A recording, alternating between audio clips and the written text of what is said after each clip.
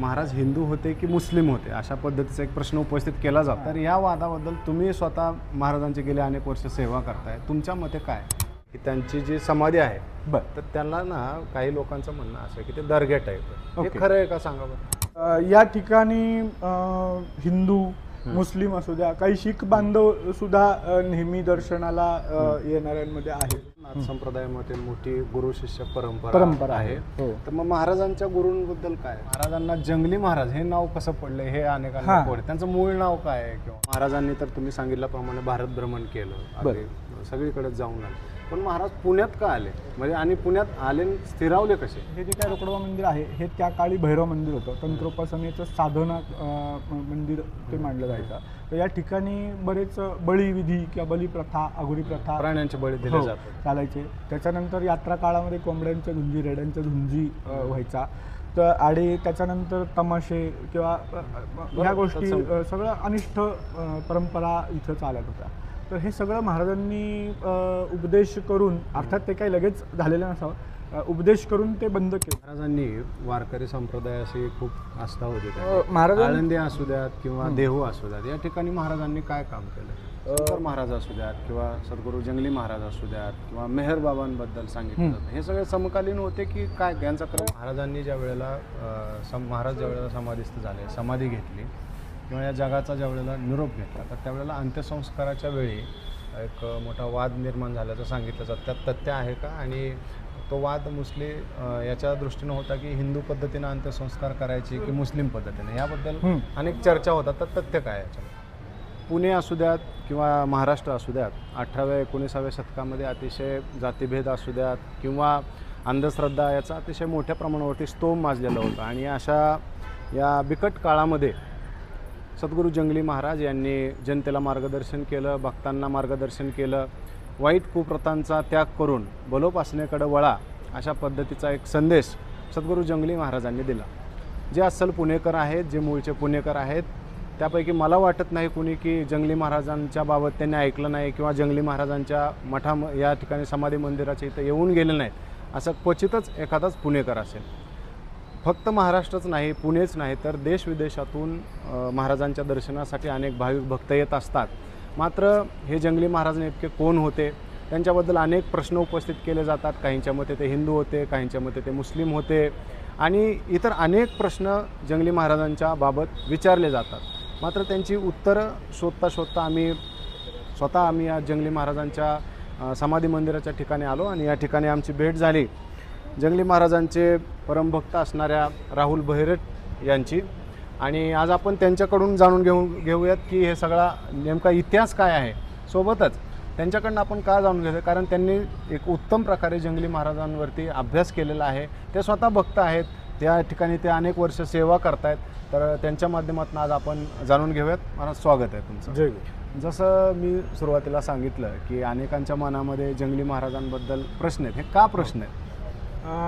बऱ्यापैकी महाराजांचे जे काही चरित्र किंवा त्यांच्याबद्दल माहिती याबद्दल बरेच तर्क वितर्क आणि त्याच्यामध्ये असलेल्या त्रुटी आणि अभाव, तर हे माहिती नसल्यामुळे ह्या गोष्टींमुळे काय होतं, बऱ्याच जणांना हे प्रश्न पडणं स्वाभाविक आहे की म्हणजे आपण ज्या मंदिरात आलोय तिथली माहिती किंवा हे सत्पुरुष नेमके कोण होते, तर याबद्दल माहिती व्हावी हा प्रत्येक जिज्ञासू भक्ताचा किंवा जिज्ञासू माणसाचा एक हेतूच असतो।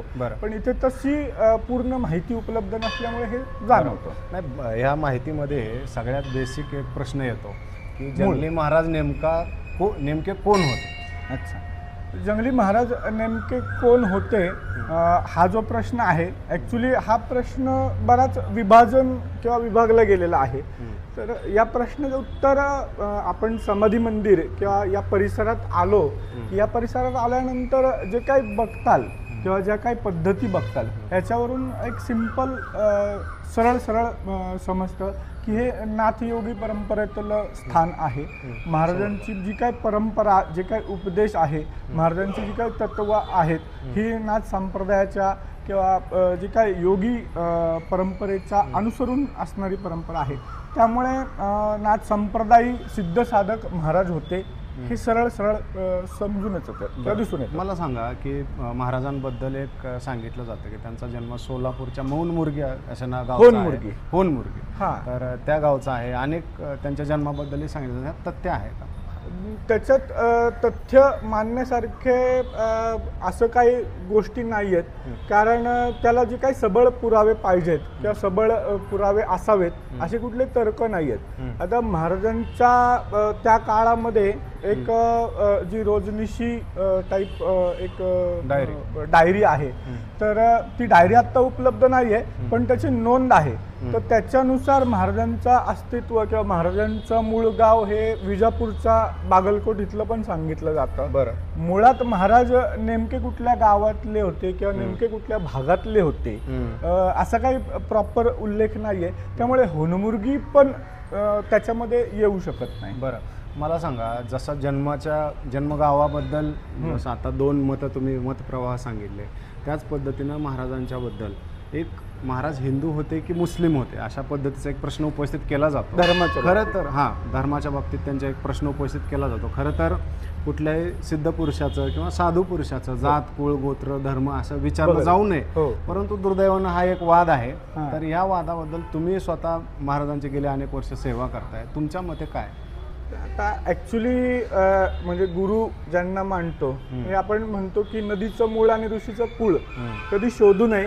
आपण आपली भक्ती किंवा आपण आपली जी काही श्रद्धा आहे त्या मार्गाला अनुसरून गुरुची भक्ती करावी असा एक समज आहे. किंवा कबीरजी महाराजांनी सांगितलेलं आहे की जातीनं पूजो साधू की पूछ लीजिए ज्ञान. ठीक आहे, आलं लक्षात. पुढे ते काय तलवारीचं, तर जे काय आहे मोल करो तलवार का पडा म्यान, तर अशा प्रकारे जे काही सांगितलं जातं तर ॲक्च्युली त्या पद्धतीने व्हायला पाहिजे. पण मुळातच हे जातीभेद किंवा धर्मभेद हे माणसांनी निर्माण केले. तर ह्याला अनुसरून जर तर्क आधारावरती जर कोणी मुस्लिम म्हणत असेल किंवा कोणी हिंदू म्हणत असेल तर त्याला शुद्ध पुरावे असे कोणाकडेच नाही. तर मी याच्या पलीकडे जाऊन असं म्हणेल की जो नाथ संप्रदाय जो आदिनाथांनी त्याची रचना केलेली आहे, माऊलींपर्यंत येऊन थांबला की माऊलींच्या पुढे आता पैठणला माऊलींच्या परंपरेतला नाथ संप्रदाय जो मानला जातो, केशरीनाथांचा मठ तिथपर्यंत आहे. किंवा अजूनही नाथ संप्रदायाचे जे काही मठ किंवा आखाडे परंपरा चालू आहेत. तर याच्यामध्ये आपण बघितलं तर याच्यात कुठला जातीभेद किंवा पंथभेद धर्मभेद नाही आहे.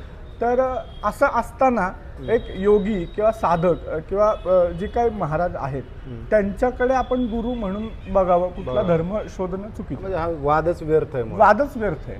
नाही, ह्याचं कारण काय आहे की त्यांची जी समाधी आहे तर त्याला ना काही लोकांचं म्हणणं असं की ते दर्ग्या टाईप आहे. हे खरं आहे का सांगा बरं? नाही, ऍक्च्युली काय आहे, समाधीची जी आपण रचना बघतो तर आपल्या हिंदू वैदिक किंवा हिंदू सनातनी पद्धतीनुसार समाधीची रचना आहे. समाधी दक्षिणोत्तर स्थिर आहे. आपण बघितलं तर दक्षिणेकडं पादुकांचं स्थान आपल्याला दिसते. पूर्वेकडं जे काही महाराजांची तसबीर आले मंदिर पूर्वेकडं तोंड करून आहे. तर इतर धर्मामध्ये साधारण दक्षिणोत्तर समाधी नसते असं वाचनात आहे. आणि उपलब्ध जे काय वास्तू आपल्याकडे जसं मांडलं जातं तसं त्या धर्मांमध्ये पण मांडलं जातं. तर त्यानुसार ही समाधीची रचना नाहीये. त्यामुळे सरळ सरळ की हिंदू धर्मपद्धतीची किंवा सनातन धर्मपद्धतीची समाधी आहे. बरं, आणखी काय या समाधीच्या विशेषता तुम्हाला सांगता येते? समाधीची विशेषता समाधी कशी घेतली, कधी घेतली आपण त्याच्याबद्दल बोल, पण विशेषता काय आहे या परिसराची, या समाधीची? अच्छा, महाराजांचं ॲक्च्युली हे जे काही समाधी स्थान आहे इथं महाराजांचं वास्तव्य म्हणजे साधनेसाठी महाराजांनी वास्तव्य केलेलं आहे. समाधी स्थानापासून थोडंसं खालच्या बाजूला आपण बघितलं तर अजून एक समाधी इथं दिसते. तर ती समाधी राजबक्ष महाराजांची म्हणून संबोधली जाते. तर तीही ॲक्च्युली नाथ संप्रदायी समाधी आहे. ज्यावेळेस त्या पूजा अर्चा होतात तर ती पूजा करताना आपण समाधी उघडली आधी त्यावरती शिवलिंग आपल्याला साधारण एक 6 इंचाचं शिवलिंग आपल्याला समोर दिसतं. ती नाथ संप्रदायाची समाधी आहे. महाराजांनी त्या समाधीचा जीर्णोद्धार केलेला आहे. महाराज इथं साधनेसाठी यायचे आणि त्यांनीच ही जागा स्वतःच्या समाधीसाठी निवडून ठेवलेली होती. इथं जी काय झाडं तुम्हाला जुनी झाडं दिसतात ही सगळी महाराजांनी त्यावेळेस लावलेली झाडं, त्यावेळेस हे तयार केलेल्या सगळ्या गोष्टी आहेत. आपण दर्शन घेऊया आणि मग नंतर पुढचं बोलूया. घ्या.